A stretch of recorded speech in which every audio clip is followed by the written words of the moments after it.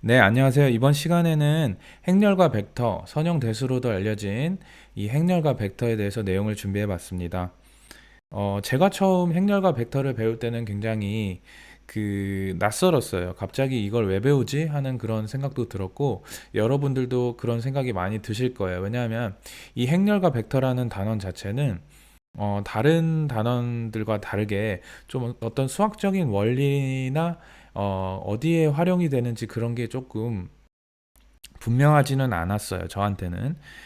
여러분들도 좀 비슷하게 느낄 건데 이런 성질이나 이런 부분들을 외우는 것도 되게 많고요. 그리고 내적의 성질, 뭐 벡터의 정의 이런 것들, 그리고 이제 행렬식 값 구하는 거 이런 게 되게 외울 게 많으면서 조금 이걸 어디에 쓰지? 이런 그런 깊은 고민 없이 어떤 수학적인 원리가 있지? 이런 것들을 생각하기 전에 이런 것들을 이제 막 예제 문제 20문제씩 풀고 이러다 보니까 전혀 이렇게 와닿지 않고 좀 실력이 향상되는 느낌을 좀 못 받았습니다. 이제 여러분들은 그렇게 공부하지 마시고 이 정확히 행렬이 어디에 쓰이고 어떤 수학적인 원리를 갖는지 먼저 알고 공부하시는 게 좋을 것 같아요. 일단은 행렬은 크게 두 가지가 있어요. 변환을 나타내는 데 쓰이고요. 그리고 두 번째는 뭐 연립방정식의 풀이 그리고 해를 구하는데 최적화하는데 좀 쓰입니다. 일단 첫 번째 변환을 나타내는데 쓰이는데요. 이런 벡터 x 벡터가 있으면은 이걸 이제 벡터를 아래 짝대기를 하면 벡터가 되는 거고 아래 짝대기 두 개를 하면 이제 행렬이 되는 거예요. 그래서 x, y 뭐 2차원의 어떤 위치를 나타내는 걸 수가 있고요. x 벡터를 굳이 xy라 하지 않고 xyz라고 넣을 수도 있어요. 어떤 공간상의 위치를 나타내는 좌표를 표현하기 위해서 x 벡터를 활용을 할 수도 있고요. 그리고 행렬은 이렇게 뭐 x 벡터를 곱한다 그러면 2-2 a, b, c, d 네 성분이 들어간 이런 행렬로 이제 표현을 할 수가 있습니다. 이것을 x 벡터에 이제 곱하게 되면 XY 성분을 갖는, 즉 두 가지 성분을 갖는 또 벡터를 뱉게 돼요. 그래서 실제로 곱하는 방식은 A는 X랑 곱해주고 B는 Y랑 곱해져서 AX 더하기 BY가 되고, 마찬가지로 C는 X랑 곱해주고 D는 Y랑 곱해져서 CX 더하기 DY, 즉 XY 성분 여기 위에 AX 플러스 BY에 CX 더하기 DY, 이게 두 가지 성분을 갖는 어떤 또 다른 벡터를 뱉게 된다, 행렬을. 그래서 변환을 시키는 거죠. 그리고 이제 좀 이렇게 기본적인 사항이라 이거는 좀 꼭 외우셔야 되는데, 제가 외우는 걸 드립다 외우는 걸 이제 싫어한다고 말씀드렸지만 어쨌든 이거는 너무 기본적인 내용이라 좀 알고 가셔야 돼요. A의 역행렬이라는 것은 A 행렬 아까 배웠었죠. A, B, C, D의 앞에 곱해지든 뒤에 곱해지든 곱해졌을 때 단위 행렬이 되는, 즉 1, 0, 0, 1 원소를 갖는 그런 행렬이 되게끔 하는 행렬이에요. 그래서 실제로 구해보면 AD-BC분의 1에 A와 D의 이제 위치가 바뀌고요. 지금 바뀌었죠. A, B, C, D였는데 지금 D랑 D, B, C, A로 바뀌었잖아요. 그리고 B와 C는 앞에 마이너스 부호가 붙는 이 행렬이 A의 역행렬입니다. 그리고 디터미넌트 A는 A의 행렬식이라고 하는데요. 이거는 AD-BC예요. 예. 요것만 조금 기본적으로 알고 가셔야 되고, 자 이제 바로 문제로 들어가서 이 중력을 표현하는 행력을 한번 구해 볼 거예요. 실제로 한번 여러분들도 생각을 하셔서 이게 뭘지 한번 고민을 해보세요. 그래서 x 위치가 있고 이제 이게를 땅을 나타낸 거고 x 좌표축을요. 그리고 y 좌표축은 이 땅에서 얼마나 떨어져 있는지. 그래서 x, y 위치가 있으면은 이게 이제 중력에 의해서 다음 순간에 이제 x 위치는 그대로 있고 이제 수직 방향으로 이제 떨어지죠. 지표면 수직 방향으로 떨어지잖아요. 그래서 y는 마이너스 1이 될 거고, 마찬가지로 a, b가 있으면은 a는 그대로 있고 b만 이제 수직 방향으로 떨어져서 b 마이너스 1이 될 건데, 이런 중력을 표현하는 행렬을 한번 구해 봅시다. 그래서 다음 순간 이 x, y 위치를 나타내는 벡터의 행렬이 곱해져서 x의 y-1 벡터를 뱉는, 그러니까 변환시키는 그런 행렬을 한번 여러분들 직접 영상을 멈추고 한번 구해 보세요. 자, 이제 구해 봅시다. 이제 행렬을 구해 보면 1, 0, 0 1 마이너스 y분의 1이 될 건데요. 이것을 xy 벡터에다가 곱하면 1은 x랑 곱해지고 0은 y랑 곱해지니까 이거는 그대로 x 좌표는 x가 나올 거고, 0이랑 x랑 곱해지면 0이 되고, 이거랑 이제 y랑 곱해지면은 y-1이 될 거죠. 그래서 이렇게 나옵니다. 그래서 우리가 1, 0, 0 예를 들어서 뭐 5, 4 위치의 어떤 좌표 벡터를 여기 이 행렬에다가 곱하면 1 4분의 1이 되겠죠. 마이너스 4분의 1. 그러면은 실제로 5가 되고, 그 다음에 4 마이너스 1이 되니까 3이 되죠. 그래서 이 벡터를 이 행렬에 넣었더니 5, 3, 즉 하나 위치에 떨어진 그런 어떤 벡터가 나오더라. 그래서 이 행렬은 중력을 표현하는 행렬이다, 이렇게 볼 수 있겠고요. 이제 여러분들이 좀 궁금하실 게, 행렬은 좀 그냥 우리가 아는 거 이제 숫자만 들어가 1, 0, 2, 3 뭐 이렇게 숫자만 들어가 있는 게 행렬 아닌가라고 물어보실 수 있는데, 이게 물론 이제 선형대수 우리가 배우는 그런 어떤 선형적으로 이렇게 변수가 있으면 이게 선형적으로 변환이 되는 그런 것들을 표현할 때는 이렇게 숫자만 들어가 있는 행렬로도 표현을 할 수가 있어요. 근데 뭐 이런 표현이 수학적으로 이제 표현이 안 된다는 건 아니고요. 이런 행렬도 충분히 쓸 수가 있죠. 그래서 여러분들이 좀 보던 거랑 조금 다를 수가 있다. 근데 중요한 건 여기서 이제 어떤 벡터를 어떤 행렬에 이제 곱한다는 거는 원래 있던 벡터를 이제 변환을 시킨다, 어떤 다른 걸로, 이런 의미라는 것을 좀 알아두세요. 이제 방금 거는 중력에 의해서 위치를 변환을 시킨 거였고요. 그 다음에 이제 이거는 어떤 거냐면 오늘 날씨를 이제 x 벡터라고 놓을 거예요. 그래서 비, 맑음, 구름, 낌 순서대로 이제 놓을 거고요. 이제 오늘 날씨, 이제 오늘의 비가 왔어요. 그럼 100% 비가 온 거죠. 그거는 확률적으로, 오늘 비가 온 거는 확률적으로 그건 사실이니까 100%라고 놓는데, 이제 중요한 건 내일 날씨죠. 내일 날씨를 우리가 예측을 할 때 이 웨더 모델이 뭐냐 하면은, 오늘 레이니가 비가 왔다고 하면 이 통계적으로 이제 예전 그 과거 자료들을 이제 좀 쭉 봤을 때, 비가 온 다음 날은 자기 자신, 그러니까 50%는 다시 또 비가 오더라, 내일. 그리고 비가 온 다음 날 25%는 구름이 끼고, 그다음에 25%는 맑더라. 그래서 이런 것들을 행렬로 나타낼 수가 있겠죠. 그러니까 즉 변화. 그러니까 x 벡터를 오늘 날씨라고 치면은, 오늘 날씨가 이제 비가 왔어요. 그럼 100% 비가 오고 0, 0이죠. 이 벡터를 이 행렬에 넣을 수가 있겠죠. 그러면은 내일 날씨가 나올 거 아니에요. 내일 날씨의 확률이. 그래서 실제로 곱해보면은 0.5에 100이 곱해지니까 50% 나오고, 나머지는 0이랑 곱해지니까 0이 나오고, 마찬가지로 25%가 나오고 0이랑 곱해지니까 0이 나오고, 25%가 나오고 0이랑 0이 나옵니다. 그래서 50, 25, 25 이렇게 나오는데, 실제로 비가 올 확률 여기도 보면은 자기가 또 비 올 확률이 50% 맞죠? 그럼 맑을 확률이 25% 맞죠? 그 다음에 구름 낄 확률이 비 온 다음날 25%죠? 맞죠? 그래서 이 행렬에, A 행렬에 X 벡터를 넣으면 내일 날씨가 나오더라.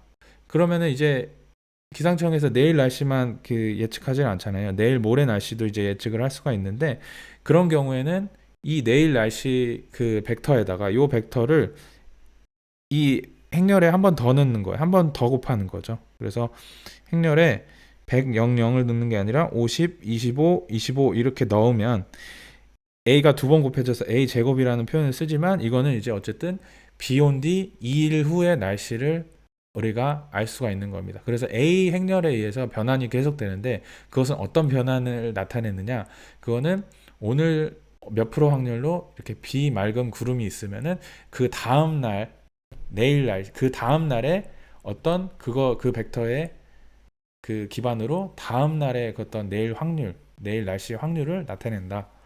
그래서 이런 변환을, 또 이런 변환도 있다라는 거를, 조금 확률적인 변환이에요. 그래서 확률적인 변환 모델도 좀 설명을 드렸고요. 중력도 설명드렸고, 자 이제 거의 마지막인데요. 기상청, 이것도 마찬가지로 기상청인데, 이거는 바람이 얼마나 세게 부는지 나타내는 건데, 만약에 우리가 지금 현재 위치가 여기면, 여기 보이실까요? 지도에 지금 찍고 있는데 여기 우리가 위치가 여기면 지금 보면 화살표들이 아주 작잖아요. 바람이 좀 작게 분다는 거예요. 그러면 다음 순간에는 우리가 조금만 이동해 있겠죠. 만약 우리가 꽃가루라고 하면 우리가 어떤 공기의 입자라고 한다면 다음 순간은 우리가 조금만 이동해 있을 텐데 우리가 만약에 이 태풍 여기 만약 이런 부위에 있다고 치면 지금 보이실까요? 그래서 화살표가 굉장히 크잖아요.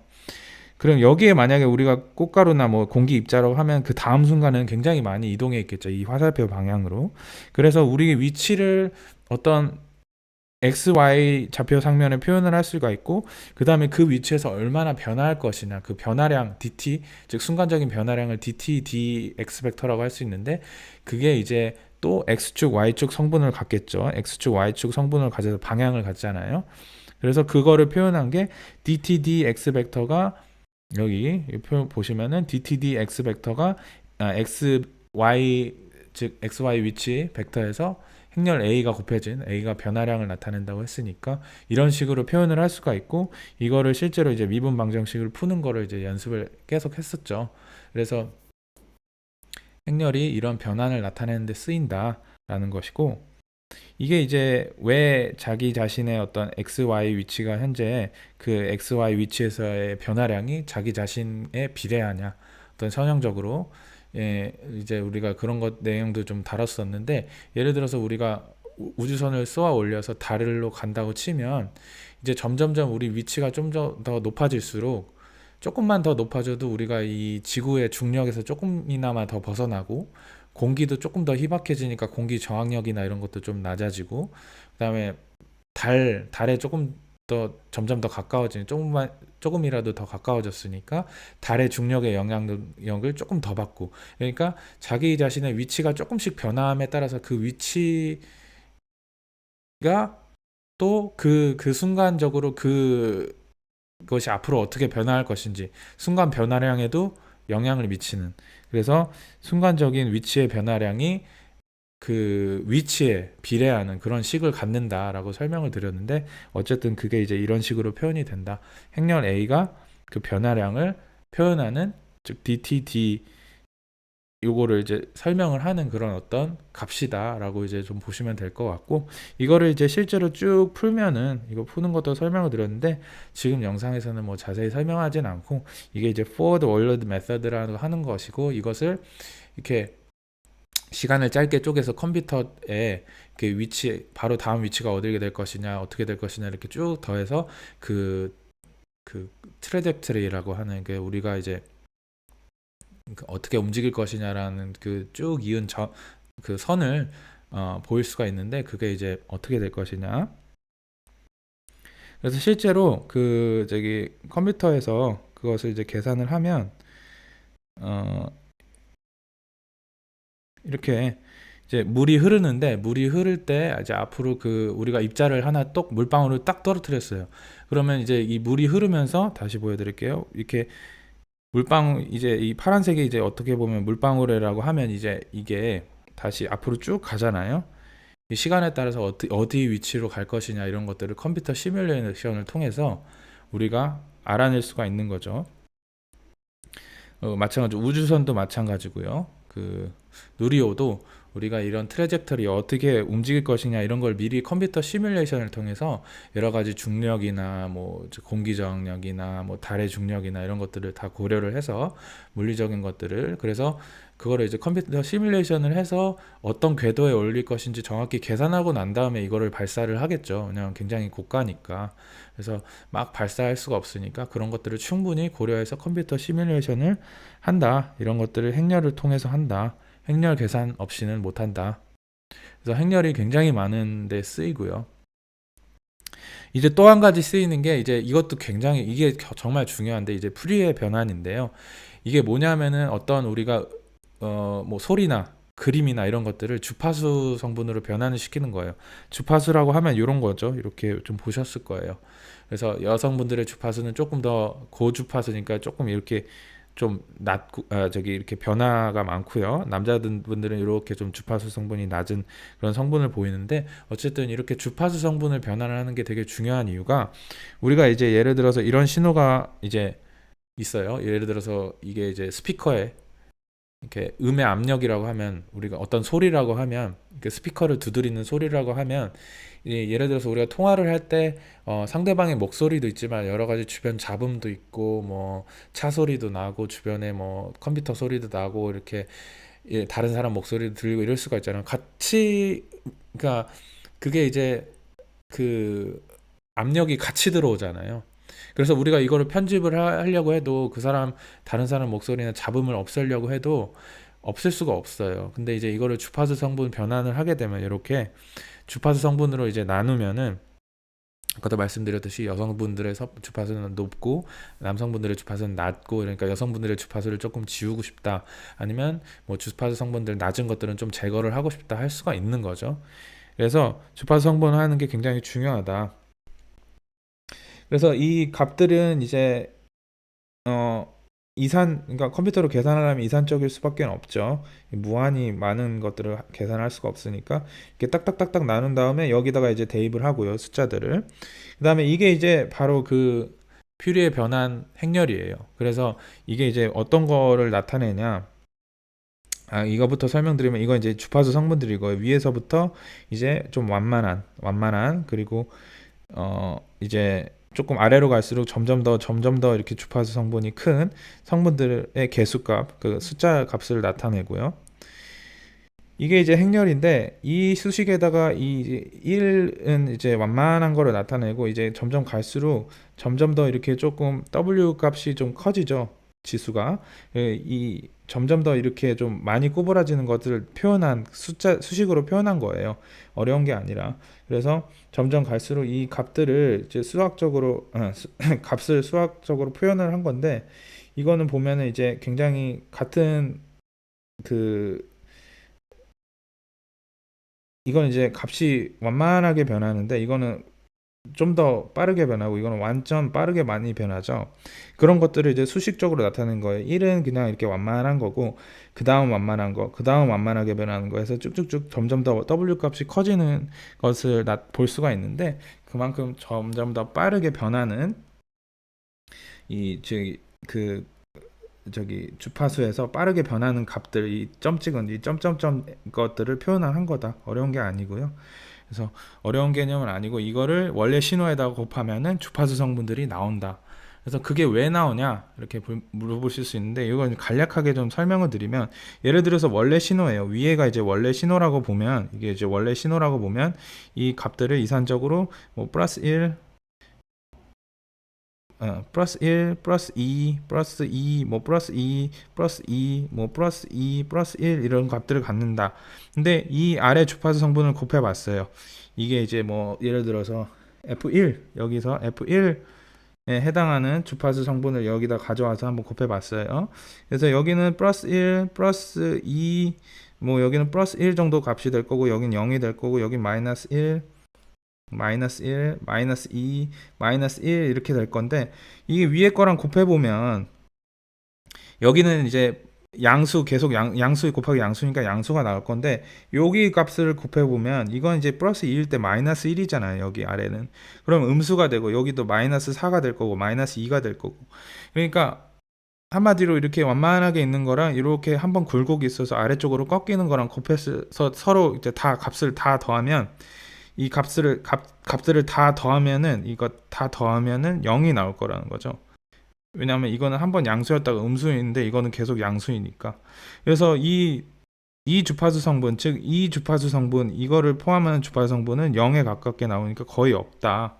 근데 요거를 보실게요. 만약에 원래 신호가 좀 굴곡이 좀 있었어. 이 굴곡이 아래 거랑 좀 비슷해. 여기 요거를 이제 만약에 값을 가져온 거라 치면은, 이거는 플러스 1일 때 플러스 1, 마이너스 1, 마이너스 2, 마이너스 1 이렇게 쭉쭉 간다고 보면, 이것도 여기서 플러스 1이고, 플러스 1이고, 여기 때 마이너스 1이고, 마이너스 1이고, 여기 때 마이너스 2고, 여기 때 마이너스 1이면, 서로 곱해지면은, 마이너스끼리 곱해지면 마이너스 마이너스 이러면 플러스잖아요.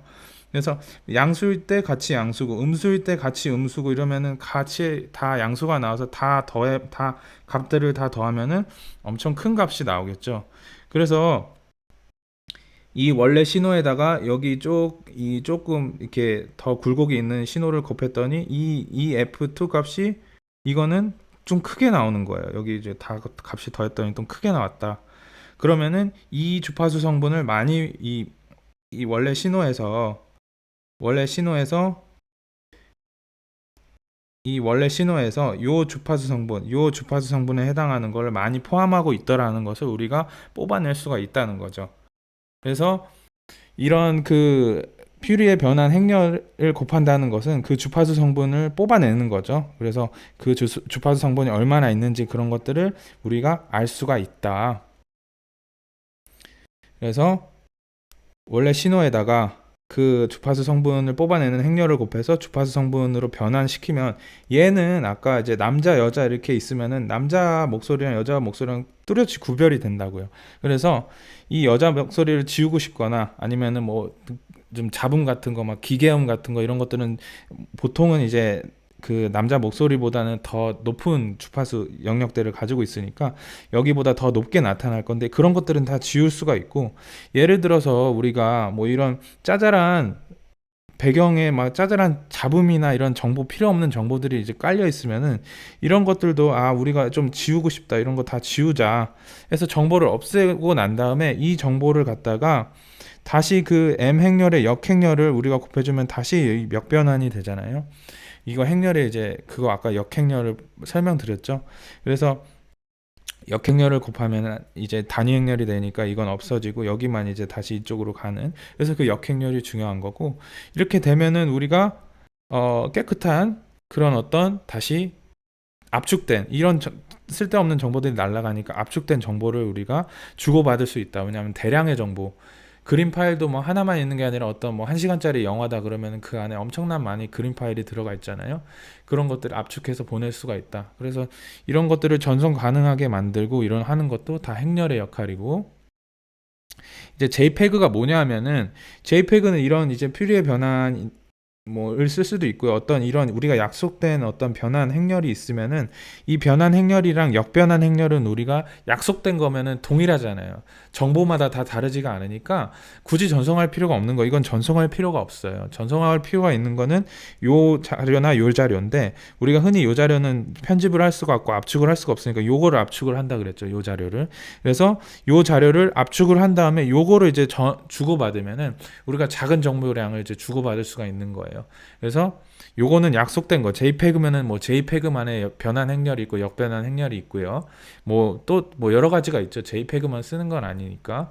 그래서 그런 시청각 영상도 전송을 할 수가 있고, 시그널 분석, 뭐 군사 실험 이런 것도 우리가 이런 신호들이 좀 왔을 때 일반적인 지진이랑 핵실험을 했을 때 지진의 어떤 진동, 지파수 성분이 다른데 분명히 그걸 통해서 우리가 해저나 뭐 지하 핵실험한 것도 이제 시그널을 분석을 할 수가 있는 거고요.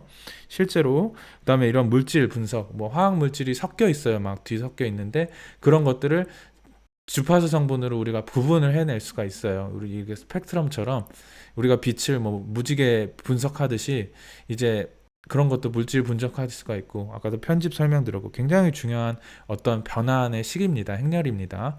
이런 것들이 실제로 엄청 많이 쓰인다. 그래서 이것만으로도 행렬이 너무 중요하고 너무 이제 충분한 것 같은데, 또 있어요. 아까도 1번 설명드렸고 2번이 또 있다 그랬죠. 2번이 사실 더 중요해요. 최근에 이제 수능 개편안인데 2028년도 개편안에 이 수학 부분에 대수가 이제 또 더 중요하다고 포함 다시 된다고 이제 하는데, 뭐 우리 때는 고등학교 때 이제 수학 행렬을 배웠었는데 그 중간에 한번 빠졌었나 봐요. 저도 모르는데. 근데 이제 이번에 다시 넣는다고 하더라고요. 이거 왜 넣겠어요? 왜 넣을 것 같아요? 네. 여러분들이 생각하는 그 내용이랑 맞을 거예요.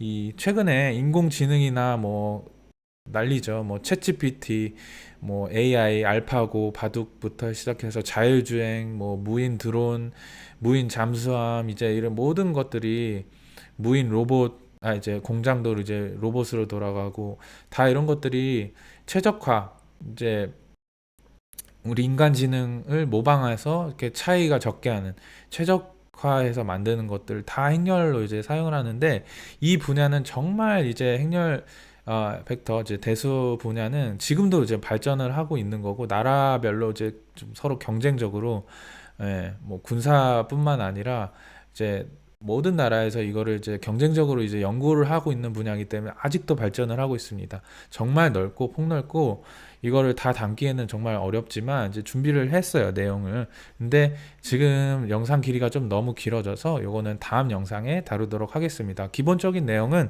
이 연립방정식의 해를 구하는데 이제 행렬이 쓰인다라는 내용이 이제 포함이 되면서 이렇게 쭉쭉쭉 이제 준비를 좀 해봤습니다. 네. 자, 다음 시간에 또 이어서 하겠습니다.